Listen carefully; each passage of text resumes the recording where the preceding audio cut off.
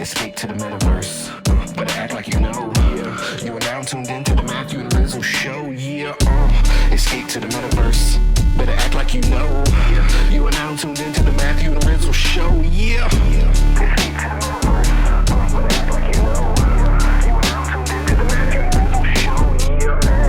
Escape to the metaverse. Better act like you know. You are now tuned into the Matthew and Rizzle show. Yeah.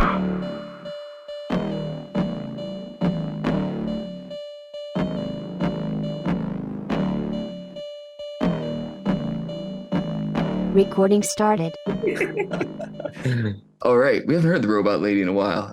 Welcome to the Matthew and Rizzle show. This is Rizzle. Matt is traveling this week, so I grabbed the mic all by myself and dragged my friends David and Kelsey in from ChangeDAO, also founder and a host of other things going on in Web3. So I'm very excited to have them on as guests. Kelsey is notorious for dragging me into different things she's got going on in Web3. So it's awesome to return the favor and drag her onto one of my things here. And of course, David, who has sort of entered the space with big ambitions and big dreams, and I honestly didn't know what to make of it. Probably, I don't know, it feels like years ago now. You can correct me on dates, but has been in it for a while now and is really pushing the ball forward in terms of trying to get some real conversations going on with the political end of things in the U.S. and see if we can't get some people listening to the actual builders and creators in the space. So very excited to have you both on today. And I'll just pass the mic over to y'all and you can do like a brief intro on how you ended up here. And we can talk about all the good things going on with Found3r. Yeah, well, maybe I'll start out and kick it over to Kelsey. Always good to be here. Longtime listener for sure. I love this podcast. I learn so much every episode. So it's like, a deep honor to be here and huge fan of Rizzle and everything that you're doing for the Found3r movement. Appreciate you. My background is Web2 pioneer over here in Washington, D.C. Prior to that, I was a speechwriter in the United States Senate and a leadership aide in the House of Representatives and worked on a bunch of political campaigns, put a bunch of folks all around the world in office. And after that, started working with big trade associations. These are like industry groups and nonprofits and big corporations, worked with a lot of the big tech companies and, eventually kind of reconnected with my own purpose. Spent 10 years focused on this idea of civic hacking, or like, how do we bring all of these folks, these, like, as you called them, all, as you called us, Rizzle, the misfits and weirdos, how do we all sort of join hands with government to help solve some of these challenges with these creative knowledge skill sets? Worked on that for about 10 years, spent a lot of time in the opioid epidemic, lived in six major cities in the past 10 years. And now I'm back in DC and started out with ChangeDAO, and ChangeDAO is focused on, charitable NFT drops. And wow, we've really seen the market change a lot. And part of that dynamic of like the market changing was just like all of these multifaceted things happening, whether it was like Sam Bankman-Fried and FTX or Terra Luna before all that, which really kicked it all off. But, from my perspective as CEO and founder of like a product, I saw like literally we started building before the bull market and then we launched right at the end of the bull market. And it's been a lot of like stuff that we couldn't control. And so, we kicked up Found3r, and Found3r is, we're focused on the entrepreneurs, builders, and innovators all coming together. Right now, we're at over 125 members. Our goal is 250 members by Austin, which is September 11th. And we just, I believe that there's like this deep need at a civic level, like in a public service level, for folks that want to just help people understand this technology, understand what it is today, all the scary stuff, all the great potential, but also have a better grip on what's happening in the future instead of what we are seeing, which is kind of like very typical sort of people shooting from the hip and reacting, and like legislation getting written by industry folks very narrowly to their goals. So with that, I'll kick it over to Kelsey. Kelsey's been a long time supporter, and for Found3r taking on like a huge role, which is like perfect for her, of being our executive director. Yeah, thank you. First, I want to say, Rizzle, thank you for having us on. We have been, you have been such a guide for me in this space since I entered it a couple of years back. And it's an honor to be here and to take this opportunity to work with you to create something pretty magical. So I've been in the Web3 space for a few years now, but my background is broadly social impact strategy. So in other words, how do we create the change we want to see at a societal level? And so I started my career in DC. I spent about a decade there working with federal agencies to create change at that level. They were my clients, and then moved over to public-private partnerships. So how do we build coalitions across industries, across sectors, again, to really see, to meet everyone's needs and to see the change that we want to see at a larger level. I left DC and came to Austin a few years back and dove into the issue area of child welfare. I work with Upbring and lead their innovation lab, and which is one of the largest child welfare organizations in Texas. And it was through that I actually stumbled into Web3 and how can crypto and blockchain address the pressing needs of the next generation. And through that lens, met Rizzle, met David, and really fell in love with the technology and the problems the technology can solve. So ChangeDAO, I came in kind of speaking from the nonprofit perspective. How can we play? How can this push forward our goals as an organization? And then really fell in love with the culture of the space and all of the people in it, and realized that this conversation needed a larger stage, and these voices needed to be uplifted. And that's what we're trying to do with Found3r. So using kind of all of our background in traditional community organizing and change making, and really bringing Web3 up to the national conversation in a way that can push the whole space forward. I'm trying to think of like exactly how I met Kelsey, because there's actually like a tremendous amount of overlap here from my like previous life, which actually was over 15 years running the gamut in nonprofits. I have a master's degree and sort of did all the things within the scope of child welfare in my local area.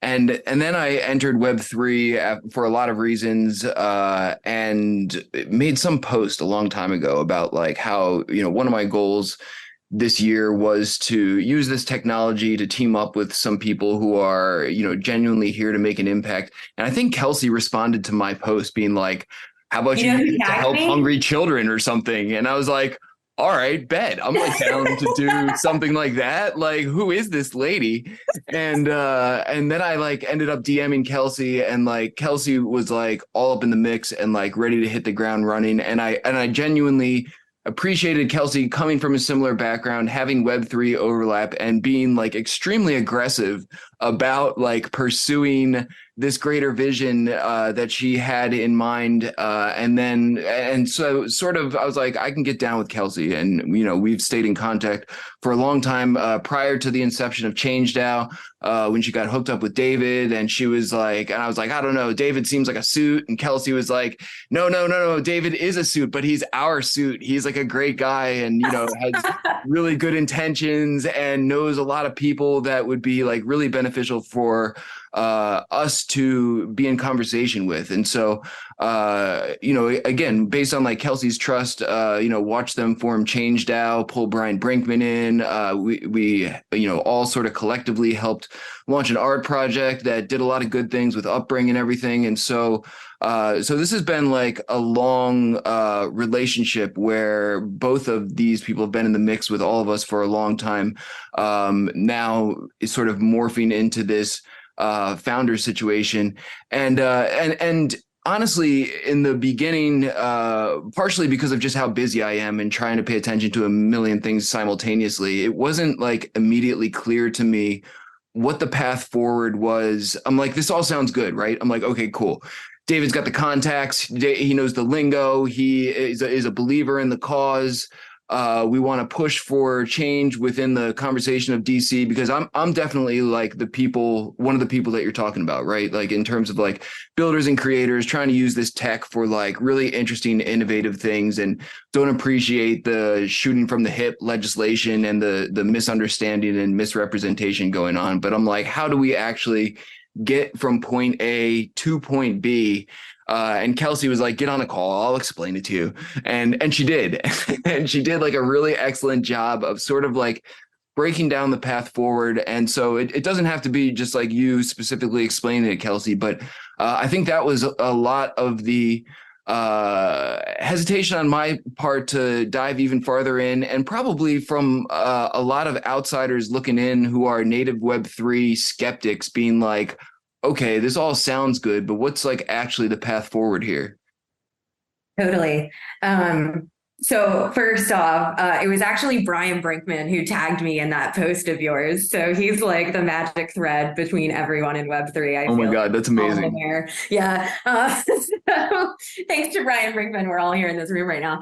But outside of that, yeah. So I don't know, David, if you want to hop in with your kind of greater vision for Found3r. But as I was saying before, I can provide a bit of a high level overview, and that is, so Found3r, we're approaching with the framework of how you community organize, kind of traditionally in DC, and how you build movements. And it was really we learned how to do that in Web3 through standing up ChangeDAO and Change Gallery, and really like who the movers and shakers and innovators and builders are, and how those stories need to make it into the ears of decision makers, because there's a language that Web3 speaks, and there's a language that policymakers speak. And right now, it looks like, and it feels like, and it seems like we're speaking past each other. And so the way that we're looking at Found3r is a membership, nonpartisan coalition, looking to change the narrative around Web3 in DC, and to keep America competitive on a national and global scale. And so how do we do that? Well, we uplift Web3 stories of builders and innovators in the space repeatedly. And that looks like kind of traditional media campaigns, but it also looks like in real life events, and creating these safe spaces for all of these different players and all of these different influencers to cross-pollinate and to build trusting relationships. It's about repositioning Web3 as trusted advisors to those creating the policy and the decisions and regulations around the next generation of the internet. And so it's about uplifting the voices that matter, that are doing amazing things in the space, and building those really trusting and lasting relationships across the aisle. David, did you want to add anything? No, I just want to say how amazing Kelsey Driscoll is. Am I right, Rizzle? Dude, for real. Consistently all day, every day for years. Kelsey's like right on it. Unbelievable. Oh, unbelievable. You can cut that out if you want. No, let that ride. No, It's the truth, Kelsey. I mean, you bring like a lot of like really positive energy to like the table that I think, acts as a magnet to a lot of people.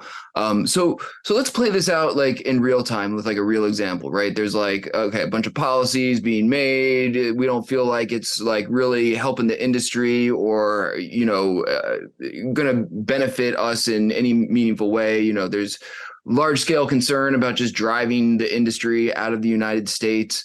Who do we get? I mean, you've like obviously done some digging, hand selected some people to be a part of this coalition. I assume there's like some sort of vetting process. And then we get these people in front of them. I know there's a event going on in Austin. What's like some first steps here? Yeah, I can sort of take a stab at that, sort of based on my own experience, so just to provide a little bit of context, I said that I was a speechwriter in the U.S. Senate and then leadership aide in the House. And those are, as you might imagine, two pretty high entry points. Outside of that, I worked a lot on political campaigns at pretty high levels as well. So I sort of already have a demonstrated record of results. And people know me. And that's really important. They know me from a lot of different vantage points and dimensions. And I think that's important. I also organized some of like the largest events in Washington, D.C. Like one of those was called the AMP Summit, Activism, Media, and Policy Summit. This was broadcast on C-SPAN. It was covered by Politico. Every single tech company sponsored it, brought it to life. Me and Joe Trippi, who's a pretty famous political consultant for Howard Dean and many other Democrats, considered the pioneer and the godfather of Web 1 in politics. And then I was really the driver of Web 2 in politics. And, that's an important like step that I made back then, is to bring Web 1 leaders to the table with me and uplift them for being legends, and making sure that they were recognized, acknowledged, and a part of that. So if we take that as like examples, we could say that if it's Web3, and we all generally believe that we're at this third stage of the internet, which is based on decentralized technologies, but also ideologies and thinking and governance and a lot of interesting things that come into this next stage of the internet, it's important to bring along everyone from Web 1 and Web 2 to ensure that they're a part of this next stage here in town. And a big part of that is not just the quote industry, or not just the folks that are very specifically looking at this legislation or policy, but in fact, the entire culture of Washington, D.C. I've worked with every trade association in town, and it's every industry that's going to be transformed by Web3, and that is required to be a participant in this revolution if we are going to ensure that America remains at the front of the pack in this global race. And right now, we're not. Right now, we're falling behind. Rizzle, as you told me straight up, your friends are leaving town. It's, whack-a-mole with regulation where folks may make one little narrow shift. But there are so many variants that people can spin up all over the world because the audience is global. The technology can't be stopped, can't be censored. And so this requires, in my opinion, a new way of thinking about regulation. And a big part of that is going to be getting further upstream and working with civic-minded folks from the beginning to sort of come together around, look, this is like, we're at Web3 now. This is going to keep going. Like the progress doesn't just stop with this. So, that's like maybe one side of it all, is kind of like thinking about the dynamics and like the big culture and how everyone can come together to tell sort of broader stories, but ensure that everyone is at the table. And then the other piece that I want to point out is just simply that, having the folks that are like Rizzle, you and I went down the list of like everyone that's paying for like lobbying services here in town, which is all public information. And you and I could probably point out like a few of them that we knew, but out of the 80 or 90, there's a lot of organizations here that kind of say that they're a part of this industry for whatever reason, and they may be, but I'm not sure that they really have grasped the ethos of Web3 and these ideas of decentralization. And as I go around talking to various stakeholders, whether it's, the folks I helped put into office here on Capitol Hill, or the folks in the administration, or, wherever, a lot of the ideas, like just decentralization in general, are not topics or concepts that people have thought about critically. And so I believe bringing people to the table like yourself, Rizzle, you can explain decentralization in a way that will connect with some folks in a very powerful way. And I similarly, I feel the same about, artists and builders, developers. I'd love to bring the Bitcoin Core developers to town to talk about, decentralization as the topic, for example. No, it's really interesting hearing your background and how you ended up here, and I would like to unpack some of that. But your response opened up like a whole bunch of questions. The first one being, man, like I feel like part of our struggle as an industry, or whatever you want to call it, is even to get Web3 taken seriously as a legitimate term and as accepted as, sort of the next iteration or like evolution of the internet. And so I guess my question for you, and from what you've seen in the mix of your circles, like, is that becoming more of like an accepted term, or is that still an uphill battle, even just getting that to be, a thing that people recognize? No, it's definitely taking hold. PayPal, for example, which is, of course, as folks know, one of the leading financial services providers throughout the world, right? A lot of people use PayPal or have a PayPal account or use Venmo or whatever. They just issued a press release announcing their new stablecoin, and sort of regardless of what you think of the product, it's still an Ethereum-based ERC20 token. Probably has a lot of the similar controls as like USDC, where they can hit pause if they want, and sort of play into compliance and stuff like that. So outside of all of those factors, I looked at their press release and I wanted to see, are they using this term crypto? I mean, here's a stable coin, right? This is a cryptocurrency that they've just announced. Are they using the term crypto, quote, quote, or are they talking about Web3 and this entirely new ecosystem of products, programs, and services built on a decentralized internet? And sure enough, there were 0 mentions of the word crypto, and there were 3 mentions in the press release of the word Web3. And that to me is a huge, huge sign. It's of course something that I've sort of noticed because it's what I'm looking into is how we're communicating. But these are memes, Rizzo, and you're the master of memes. Whether you're using a meme like crypto, which people hear, when they hear that word crypto, they don't know what it means. But what they think about are Bored Apes, and they think about Sam Bankman-Fried. That's like their sort of first like what they would think about. Those are the meaning behind that word crypto. They have no idea what it actually means. And very specifically, they don't think about, Web3 is kind of a new term for them, but it's exciting. It's expansive. It's what's next. And for all of those Web 1 and Web 2 leaders that I talked to you about, every single one of them ran one of the big corporate policy or political offices for the big companies here in town, been doing this for a long time, professionals and operators. And all of them said to me, David, Web3 is here, it's now, and I need to get up to speed on this. It's like everyone understands that this is a moment. This is an inflection point. And quite frankly, Found3r isn't even focused so much on like something like at the policy level, because to me, the policy is just a football. And guess what? In this town, everyone wins. Everyone gets a touchdown. That's the way this town works.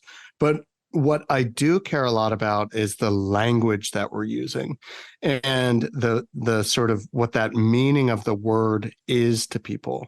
And that's why it's so important to bring folks that care about things like empowerment to the table now, like Web3 social impact to the table now. All of these positive stories, like as Kelsey said, positive stories repeatedly, just like over and over and over and over again of incredible real people doing real things, making real change, hiring real people, creating real jobs, creating real economic impact throughout, their county and their city and their town, and bringing those people to the table to become the definition of Web3. Because, thinking back, Rizzle, like Web 1, it was like Bill Gates, right? That was kind of the face of Web 1. And then Web 2, it was Mark Zuckerberg, right? The college dropout, that sort of like hoodie sort of mindset, but Harvard, everything else, right? That was the face. Web 3, it's up in the air, but DC needs a face. DC sort of relies on the human.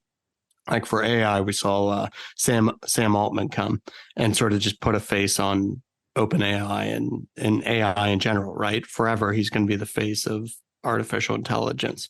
Web3 doesn't have a face. And, I think that there could be some debate about who is the best face for it. It's not me. I think it's all the folks that are out there in this, in this group called Found3r. Maybe a frog face. We don't know. It's a new paradigm that we're working from. That's right. Exactly, you get it. Would love to hear, based on your experience, some comparisons between what you saw bringing Web 1 and Web 2 to the table, and if it's something that you feel like this just needs to be done all over again, or if the landscape has changed so significantly that we got to work with some new strategies, or what do you see across that whole spectrum? Yeah, it's such a great question. I mean, so just again, context is so important. 2005, I was working in the House of Representatives in a leadership position responsible for helping folks figure out new ways to communicate.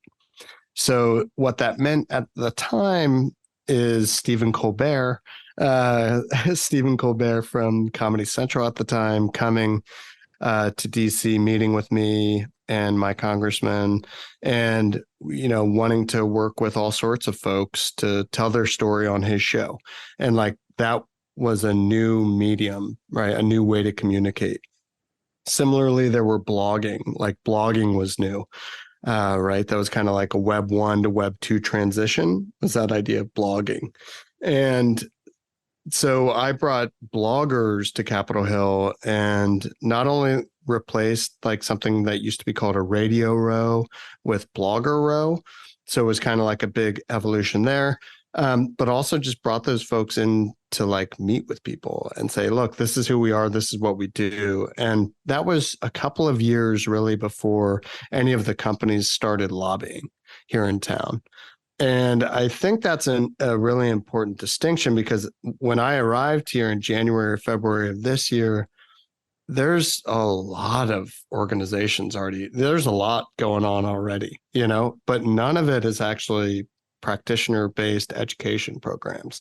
None of it is, I don't want to say none of it because that may not be fair, but let me just say that like I think that there's a lot of folks that I would expect to have been involved and helping drive entire coalitions forward in education and awareness about this topic that have been left on the sidelines. And so I think that just from a practitioner standpoint, some that comes from the political establishment, the Washington, understanding the culture of Washington more than I do maybe like how a Senate committee is going to mark up some legislation. My expertise is really around like cultural movements, and that's why Change Gallery was like really important to me.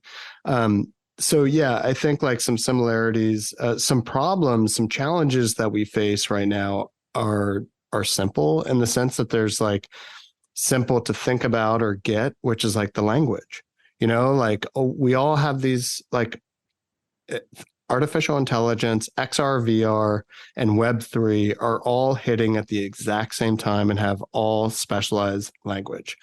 And that's a problem because a lot of times, the folks here are kind of getting hit by all of that in many different places, and it's really confusing. So just having some basic primers, some basic about videos, like explaining Web3 and some of these concepts, creating some shared talking points. For example, with the PayPal thing, I wish I had a team that we could really kind of like break that down into some talking points and get that out to all of the communicators. There's just like a lot of work that needs to be done that isn't fun or sexy or like gonna like, drive the ball forward in huge ways. But, Paul Brody created this great book around positive use cases. Paul is part of Found3r. He's the head of blockchain for Ernst & Young.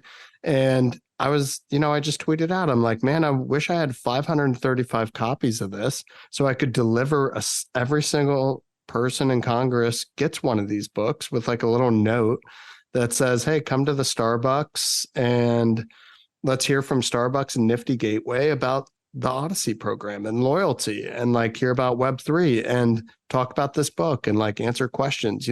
Little stuff like that isn't I don't know, it's not gonna like end up on the New York Times homepage, but that's the kind of cultural stuff that moves people in Washington. It's like people like to read books, they like to talk about things, they like to get information, and they don't want to be lobbied all the time. And it's not just the people that you even would or could lobby that are making the decisions. There's actually, as you can imagine, huge levers of influence all over the place. That's kind of how DC works, and it's a culture that I understand pretty well. It's really interesting to hear, like, your take on this based on your previous experience and everything. I gotta ask, man, like, why are you here with us? Joked around, made that the frog NFT to support the Found3r opening meeting in New York City, and sort of made a joke about within the title of us being like misfits and weirdos and like leading the revolution, and it's sort of a joke, but sort of serious in the sense that like, for a very long time, it has sort of felt like the real nuts and bolts of Web3 are driven by misfits and weirdos we're sort of on our own island that nobody really understands or pays attention to, but we're still doing our thing and pushing the tech forward and tinkering around with it. And suddenly here's David and Kelsey being like, hey, we believe in all you misfits and weirdos, and people should be listening to you when they're passing legislation and everything. And I'm like, I mean, I think everyone agrees, but also I'm like, damn, this is like what seems to me at least a massive uphill battle, and understand that, David, you have some connections and experience that, potentially smooths the landscape a little bit for this uphill battle. But based on your experience and all the things you've done throughout your career, you certainly don't need to be here in the mix with the misfits and weirdos trying to push this boulder uphill with us. So what sort of has taken you with this whole landscape? I have to disagree. I mean, Kelsey would know this, but I feel like my favorite place is, I mean, I don't want to use the archetype of Sisyphus pushing that boulder up the mountain, but I am a change maker, and I left Washington D.C. on my own after reaching the top. I was a top political consultant. I was on CNN and like all the TV shows all the time. I was published all over the place. Like I was at the top of my game very early on, and that's not something that happens often. But I left DC to discover more about my story, and I wanted to reconnect. Writing speeches in the US Senate is noble, and writing speeches for a guy like George Voinovich, who I'm sure a lot of people don't know, but he was the mayor of Cleveland. He was the two-time governor of Ohio. I mean, he is a legend and an honest, ethical man. He shined his own shoes. and he came up with that idea, the public-private partnership. And so it's like, being a consultant or whatever, none of that really moved me in a way that like I feel my story deserves to be like driven. Like money is not a driver for me. I always wish it were. But for me, it's about service, and it's about how do I use this misfit or weird skill set. I've always been called quirky, and stuff like that here in town. And like, how do I use the skill set? This like I can see the entire system in my head flash, and I'm like, got it. And I kind of know all the things that need to move here in town. And it's like, how do I use the skill set to help, to make an impact in the world? And I never thought I'd come back to DC. I've been gone for 10 years, most recently in Seattle. And I was first introduced to blockchain in 2014. I was introduced to the Stellar founder, the CTO of Stellar. And then 2017 wrote a white paper for an NFT use for ticketing around the Monero blockchain and some things. And then 2021 did the ETH Global Hackathon. But in between all of that, learning about Web3, I've been working literally in cities and trying my hardest to figure out, how do I put all of these pieces together to make an impact in the world, and like a genuine impact, And what I discovered in the cities is that it's too hard for me to navigate because the systems don't work like they do in DC, right? In DC, it's actually a very efficient system. And although it seems opaque for most people, for me, it feels like swimming in a hot tub or something, compared to each of the towns or cities. Like I wanted to work on the opioid epidemic, and I partnered up with the Ohio State University. And, I know how to do stakeholder stuff and put things together to like make changes, and still it was like being shut down for no reason, just for like political reasons that just didn't make any sense, except that that's just kind of like the way it is, or like there aren't enough people to like stand up. So yeah, I guess like I feel like I'm here because I discovered a worthy cause. And Web3 to me, and all those misfits and weirdos and artists and creators and builders and innovators and developers, that's me. I am in that camp, and darn right, I'm weird. I've always been called a little quirky, and I'm a hell of a fighter, but it's not often that I get a chance to help be a part of something as important as this. No, dude, that was a great response. I feel like the more I talk to you, the more I realize we're like extremely similar in a lot of ways. So one other thing that that you've scratched out a couple times, and Kelsey, feel free to chime in here too. I feel like both of you have mentioned throughout the course of knowing both of you, decentralization and helping people understand it in DC, and they're curious about it, they're poking around it, but it seems like part of bridging this gap is bridging that gap in terms of explaining the larger context of how decentralization fits into Web3, and also their stance on legislating it and regulating it and that kind of thing. So where are we at with that whole conversation with the other side of the table? Is that like still a mysterious thing? Is that like a point of curiosity? Is that going to be a serious problem navigating the waters moving forward once they understand it? Or where do you see that playing a role? I can dive in first. I think, first of all, decentralization as a word, term, framework I don't think has taken hold as a value proposition in DC yet, but I think that there is value there. So to your point about Is that even an interesting conversation to them? Yes, I believe it is. And I think we talk a lot about language. I mentioned before Web3 and DC are kind of talking past each other. And I'll explain that more. I'll give a more tangible example of what we're aiming to do with Found3r, which is, when you're talking we talk about us in Web3 being weirdos and misfits and whatnot. Really what we mean is that we can see the potential and imagine this technology because we intimately understand it at scale and the possibility of that at scale. But the worldview that policymakers make or the worldview of those outside of Web3, that's not actualized that for them. That's not conceptualized for them. And it's because we're not speaking their language. So instead of speaking in these kind of ideological ways and frameworks, we need to be speaking to policymakers, decision makers in a language that they understand and can tangibly conceptualize what the technology can do. What does that mean?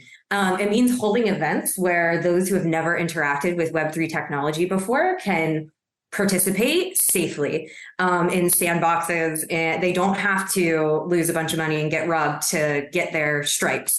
They can come in a less risk or a more risk averse, less risky kind of environment and intimately get to know the technology and start to build trusted relationship with the subject matter experts around there. And so they can put it into their own words what blockchain technology can do for them and what decentralization can do for them. And there's not really anyone doing that yet.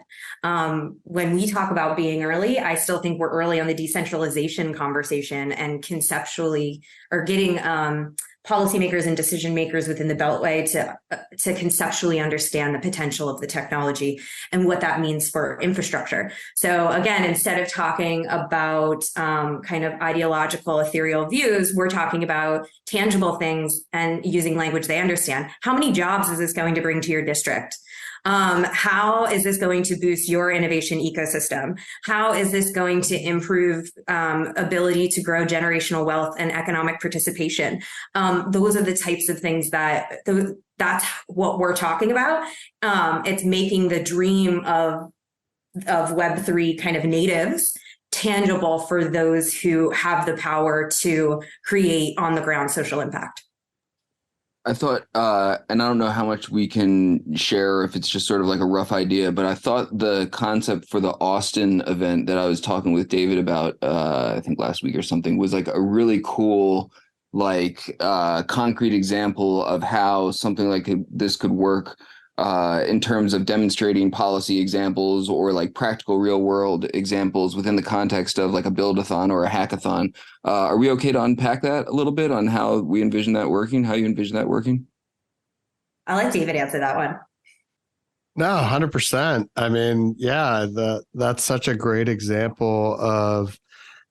So, Kelsey, maybe you want to just give a broad overview since you're leading the event, and then I'm happy to provide like maybe some of the strategies or why it's, some of the experiences we've had in the past of how that's useful. Absolutely. So building on our launch event in New York and that kind of model of digital storytelling, we decided to add an element of education. So we're going to be partnering with a few local Web3 organizations, and we're putting on an event that we're calling a hackaroo, meaning we're bringing people from across the ecosystem as subject matter experts, and then people who want to participate in the hackaroo, which is basically an abridged version of a hackathon. And we want it to be during the day. So we want it to be about like a 3 or 4 hour event. And you work together with people with all levels of knowledge across Web3, very beginner to expert, to solve a local or state issue. So really creating, again, a safe sandbox for multiple stakeholder groups to meet each other and learn how to problem solve using blockchain technology in kind of a low stakes way. Yeah. And then I'll just add, in that 10 years that I was talking about in between working in DC, this is what I was doing. I mean, I was organizing 75 events around the country. And many of those events were storytelling. And just bringing people together to hear powerful stories from change makers and different industries or startups or in their communities. But then the other side of that was just for me trying to wrap my head around new technologies like wearable technologies, which is something that it's not, people aren't even talking about it anymore. But there was a time that it was kind of a trend. In 2014, 2015, I created an event called Wear Good. And it was, let's bring together all of the hardware misfits and weirdos and all the software devs that are kind of messing around with Raspberry Pis and just anyone. Let's just bring everyone together and let's see if we can solve homelessness or some other civic challenges around this topic. But, similarly doing the same with like video game developers. And I think like the hackathon model, I've obviously organized a bunch of hackathons. I've been a part of a bunch of hackathons, but the outcome of the hackathon was it's always like to create a product that you're going to keep going or a startup or something like that. And I want to do something different and I want it to be more fun and inclusive. And so I created this idea way back when I was living in Columbus, Ohio, to tackle infant mortality, where I wanted to bring the entire industrial design community together with the human research community and design a better crib to solve infant mortality. And infant mortality is just death from a baby before the age of 1. A lot of that is attributed to crib death, and a baby may roll over, be smothered or something. Local governments, especially in Columbus, Ohio, it's like their number one problem that they're trying to solve. And yet they're trying to do that with billboards, and by typical behavior changes, which don't work. And they never have worked. The science and the data shows that it doesn't work to put up a billboard to change someone's behavior, especially not when you understand that the person that we're trying to reach is a 16-year-old female who's a single mom, a teen mom, and, like all the factors that go into the situation. And yeah, so I kind of knew that like one of the big barriers was to bringing those communities together of designers and industrial designers and product designers and stuff like that was that they probably wouldn't want to go on and do this forever. It wasn't something that they would want to commit to for like an extended amount of time, but it is something that they would like to explore and like they're curious about, right? And I think that curious side of things is actually where great innovation can happen. And I think that it could happen in cities and capitals throughout the world. I think that there are these folks living all around the world that have these extraordinary skill sets, and from 9 to 5 or 8 to 6, maybe they're working in a corporate job or doing whatever, but they would like to make an impact. They would like to use these skills to solve a real challenge in their neighborhood, like infant mortality. So yeah, this idea that we're going to test out and just pilot in Austin, extraordinary group of partners are helping us pull this together. Kelsey Driscoll is, of course, the unbelievable thought leader in the space and community leader in Austin, pulling this all together. And we're going to give it a shot, and I think a big part of that is, can we identify a few problems in Austin and throughout the state that folks would connect to, and that could be solved with various Web3 various capabilities within the stack itself or ideas like the DAO. And can we find folks that want to attend this free event and spend a couple of hours just kind of cranking on ideas about, just kind of pushing themselves outside of their own skill set, maybe even into something new. Like, for example, a full stack, let's say a Solidity developer by day, maybe they want to figure out how to use a DAO to solve homelessness in Austin, but not having to commit to like carrying it forward. There's no grant for the winners, none of these things. It's like, let's just develop great business use cases, like potential uses of this technology together let's have a pitch event at a great reception where we're going to hear some stories. Let's have some pizzas and beers, and let's just like talk about this technology and how wonderful it could be if America can embrace it. And I'd like to add on to that, strategic from a social impact strategy perspective, and like a change management perspective. In Web3, we have this ideology, this ethos, this vision that it's going to be life-changing for the masses. We just have to mainstreamify. But you're not going to have, as much as Web3 natives are tech geniuses, for example, they don't know the ins and outs and wicked problem that is foster care or homelessness or any of these major societal issues that we dream that Web3 and blockchain technology can help, but you need those experts in the room as well. And this is one way, at least our first demonstration of how we aim to bring together those actors to build trust in a safe and fun type of way.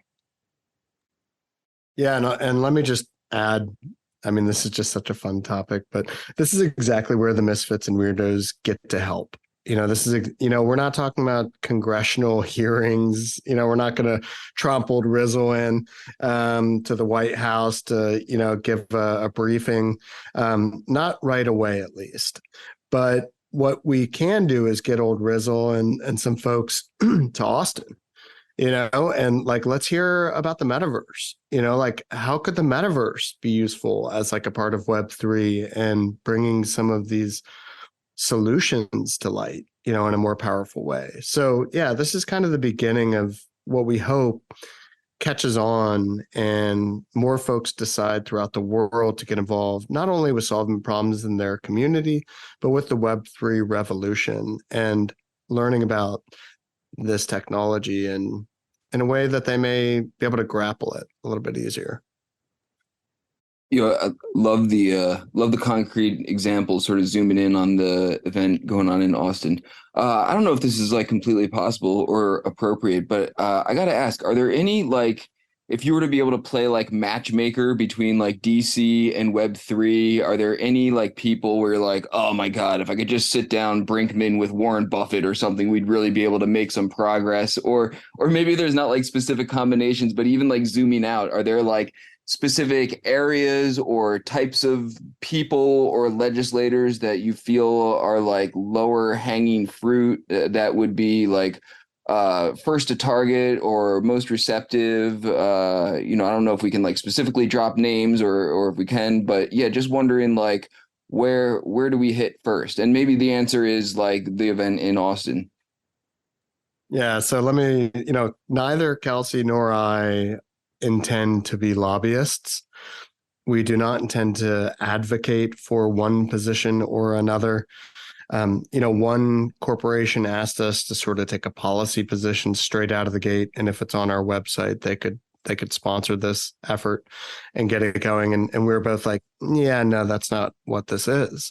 That's not what this is about. I mean, if you go back to like Ben Franklin and what so for folks that don't remember, Ben Franklin was a founding father of America.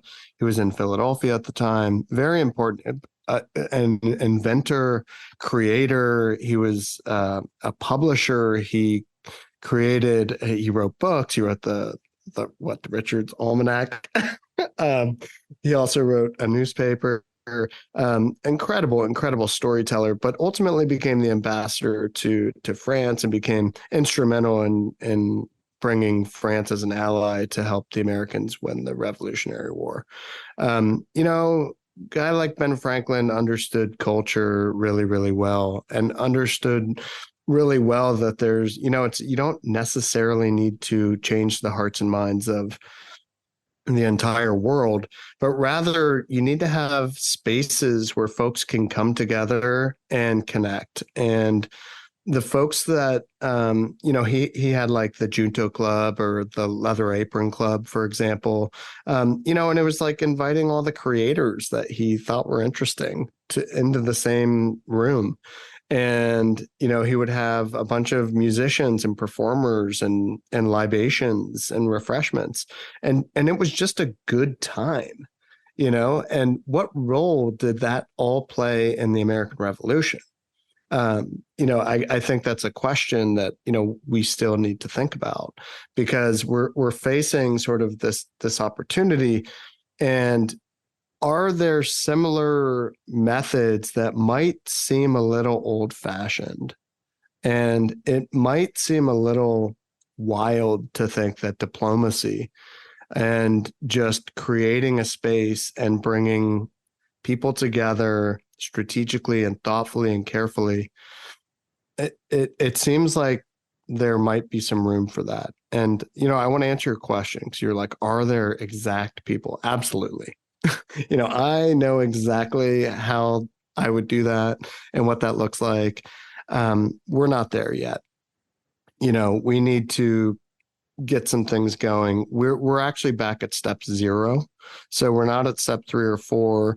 And I'm not interested in creating like a battering ram through, it's like, I kind of have a longer term vision of the importance of, let's call the weirdos and misfits and quirky folks, the founders and the entrepreneurs and the builders and the innovators in the world. I have a deep yearning to ensure that those folks have a stronger relationship with the folks that are making decisions. And that, right here in Washington as well. And so for me, it's not like I'm just, I don't think I could just stop bridging these relationships just by getting a piece of legislation through. I think for me, this has to be a cultural change. We have to physically change the entire hearts and minds of the folks in this town to really embrace it, to really want this technology to exist, to want decentralization, to perhaps even urge corporations to consider becoming a decentralized autonomous organization, or more of like cooperatives, which is kind of the way I look at that ideology and operations model. So I think where should we start? Let's start with the staff. Let's just throw it open. And to be even more specific, let's start with the press secretaries. Let's reach out to every single communicator that is not the politician, is not the person on TV or whatever. Let's reach out to every single person and say, hey, let's get together. Let's grab a few beers. Let's have some pizza. Let's just talk about some of these words. Let's go over the press release from PayPal and compare that to some of the language we're seeing, and come together around some talking points for fun, and I know that sounds a little like board game night, but I think that's what kind of gets me going. So, I mean, that's the kind of weird I am. So, I think I would have a lot of fun doing something like that. No, I get it, man. Kelsey is the battering ram. I've known Kelsey for a long time, and I know how she rolls. So this is, you and her are probably a great duo to be heading this out, because you set up the board game night, and then Kelsey comes in later on and is like, "Yo, aren't you gonna feed some homeless kids or something like that?" I was gonna say, I would love to answer that question too, because I think I have a totally different viewpoint about what our strategy is. So I think first and foremost, it's about communicators. It's about building trusted relationships. But our strategy at this point is going to the hotbeds of culture within the United States, where Web3 is thriving, to make sure we're capturing the stories that DC wants to hear and needs to hear, so that we can start to build those trusted relationships. And so we're really approaching this organization from, as I said before, kind of a traditional community organizing standpoint, but with a human-centered design twist, insofar as we want to be able to meet the needs of our members, and uplift the stories that are going to push our ecosystem forward. And so, do we have a specific list yet? In our head, but the larger goal is to start building those foundational relationships. And we start in New York and in Austin and DC, where the major players are convening at this point. And we go from there. I've been goofing around with both of y'all, but I really, really appreciate you both hopping on this podcast. And this is a very serious project with very serious implications, not in a negative way, hopefully in like a very positive way. But I want to make sure to encourage people who are interested to either get involved or at least check out like all the stuff there is out here. So let's make sure we leave the audience with all of the most important information here. Yeah, I really appreciate you having us on here, Rizzle, and I appreciate you shouldering up with this movement. We need every single person out there who's listening to visit our link tree, which is Found3r, Found3r, just Found3r, and just sign up for membership. Membership is free. You're going to gain access to our newsletter, to our monthly sort of gatherings online where we talk about what's happening, some of those strategies that you're asking about. We kind of talk about that with a big group of folks and people can provide some input. And just sign up. Our goal is to reach 250 by our Austin event, September 11th. And Kelsey, maybe you can invite folks to Austin. Yeah, absolutely. So yeah, as David said, please go to our link tree. Membership is free. Sign up. You'll get all of this information, including access to the calendar and some member benefits. And please sign up for our event in Austin. If you sign up for our membership, you'll get details as we roll them out. It'll be on September 11th. It'll be a 2-part event. We're doing that hackathon or hackaroo that we described earlier. And then we'll also have some networking opportunities as well. This is happening around the Permissionless conference that's happening in Austin that full week. So it'll be the Monday of that conference. And it'll be a free event. So hoping to see anyone who is in town there. And if you're not in town, again, please sign up for membership because we're probably coming to a town near you soon. So you'll get all of those updates as well. Awesome. Really, really appreciate it, Kelsey. Really appreciate it, David. All that information should be in the liner notes of the podcast. So if you missed it, check that out. Check out Found3r with a 3 at the end on Twitter. And stay in the loop. I'm honored to be involved in the project and help out in whatever way I can. It's cool to see people out here with a different angle on things, trying to make some big changes and everything. And that's how I try and, or what am I trying to say? That's the crowd that I try and stay in the mix with as well, the misfits and weirdos. So thank you both so much for hopping on. And everybody check out Found3r and be in touch with y'all. Thank you so much, Rizzle. Appreciate you. Thanks, y'all. Yeah. Thanks, David. Thanks, Kelsey. Thank you.